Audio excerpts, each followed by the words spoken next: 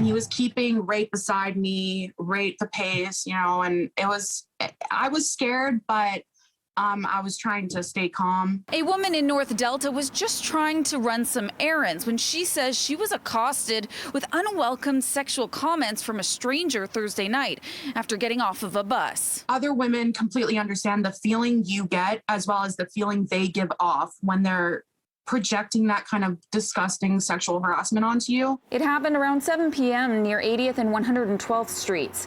Loranda Remming says a man started talking to her while she was on the bus and then proceeded to follow her as she exited. And that's when he started commenting on my body. And basically he said, oh, your body's so great and wonderful. It's so curvy. It's so sexy. And then he did this motion. As the comments proceeded to get increasingly vulgar, Remming tried to find a way to de-escalate the situation. Eventually, the man told her to take a photo of his business card so she could call him. I was like, wait, it's probably a good idea if I do snap a photo of his info so I can report it. After I took the photo, I started to head away. He pulled out a perfume bottle out of his backpack and went, perfume, spray. He wanted to spray me with it. Remming was able to get away and has reported the man to Delta Police. Angela McDougall with the Battered Women's Society says this kind of situation is all too familiar to many women. Her experience of being sexually harassed on transit and then it continuing till she left transit and was on her way home, that is actually really common.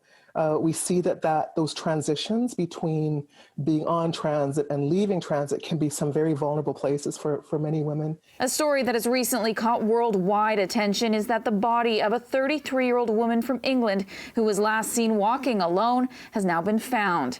And a local police officer has now been charged with her kidnap and murder, sparking a slew of posts of women sharing their own fears felt on a daily basis. So many women and girls are afraid of walking alone, being alone, just conducting their daily activities. And what we don't have yet is critical mass about addressing this, both in terms of prevention and, and teaching men and boys what is appropriate behavior and what is not. You know what? Your feelings are always valid. If you feel threatened, if you feel unsafe, they are completely valid, and you are in your entire right to tell your story. Ashley Burr, City News.